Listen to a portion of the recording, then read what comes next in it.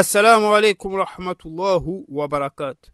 Dans cette vidéo, nous allons éclaircir le sujet de l'occultation d'Al-Mahdi enseigné par les imams de Ahl al-Bayt, paix sur eux. Les chiites y croient, mais la compréhension est erronée, car ils croient que Al-Mahdi est né au temps du 11e imam de Ahl al-Bayt, Hassan al-Askari ou Hassan al-Fadil alayhi salam, alors qu'il naîtra à la fin des temps.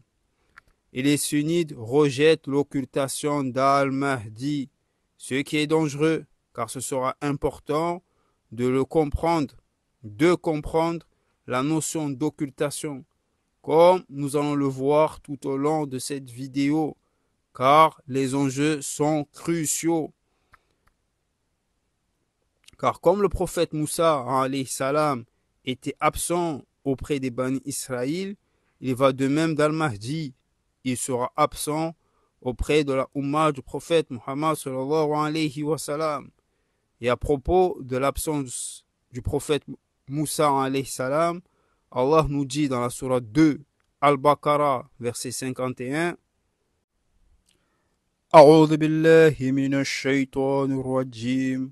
وإذ وعدنا موسى 40 ليلة ثم اتخذتم العجل من بعده وأنتم ظالمون. Et lorsque nous donnâmes rendez-vous à Moïse pendant 40 nuits, puis en son absence, vous avez pris le veau d'or pour idole, alors que vous étiez injustes. Donc, Al-Mahdi sera absent, car Allah le préparera à diriger la communauté du prophète Muhammad sallallahu alayhi wa sallam en réinstaurant le khalifa sur la voie prophétique avant son apparition à la Mecque. Ce sera lors de la première occultation. Et lors de cette occultation, n'acceptez pas le veau d'or à la Mecque, le progénéum, comme les Bani Israël ont pris pour idole le veau d'or du Samiri. À présent, nous allons voir ce que disent les imams de Ahl al-Bayt, paix sur eux, au sujet de l'occultation d'Al-Mahdi. L'imam Jafar as-Siddiq, alayhi salam, le 6e imam de Ahl al-Bayt, a dit « Si vous entendez parler de l'occultation de votre imam, ne la niez pas. » Il dit aussi, le qaïm de la famille du prophète Muhammad sallallahu alayhi wa sallam aura 2 occultations, l'une prolongée, l'autre courte. Nous avons vu la première occultation, la raison et le danger qui guettent les musulmans à ce moment-là. Et l'imam Jafar as-Siddiq alayhi salam nous enseigne qu'il y aura 2 occultations.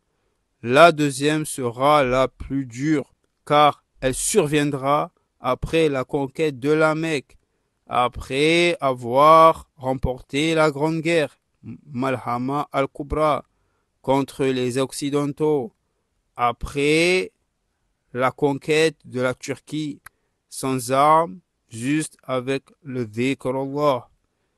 Tout cela par la permission d'Allah, Inch'Allah. Certains penseront qu'il est mort, mais il sera occulté, car lors de cette occultation, Allah préparera, Inch'Allah, Al-Mahdi à diriger le monde en établissant le Khalifa mondial, et il réapparaîtra avec Al-Masih Isa ibn Maryam alayhi salam. Et lors de la seconde occultation d'Al-Mahdi, n'acceptez pas la marque de la bête du Dajjal de 666. Ne vous implantez pas la puce érifidée sur la main et sur le front, comme il est dit dans l'Apocalypse de Saint Jean. Et en faisant ça, vous vous soumettez alors au Dajjal. Et à ce propos, l'imam Ali alayhi salam dit « L'occultation d'Al-Mahdi de notre Qaïm sera très prolongée. Prenez garde, Tous ceux qui seront fermes dans sa religion et dont les cœurs ne durciront pas lors de la longue occultation de cet imam, et tous ceux qui ne se détourneront pas de sa religion seront au même rang que moi lors de la résurrection. Donc, comme l'imam Ali alayhi salam nous l'enseigne, tenez ferme à la tentation du Dajjal jusqu'à ce que Al-Mahdi réapparaît avec Al-Masih Isa ibn Maryam alayhi salam. Puis il dit, quand notre Qaïm se révoltera, il ne sera pas responsable de la soumission des hommes. Il ne sera pas responsable que les gens se sont soumis au Dajjal. Donc, restez fermes et ne tombez pas dans la tentation du Dajjal. En conclusion, préparez-vous à l'occultation d'Al-Mahdi, car comme nous le constatons, les enjeux sont cruciaux.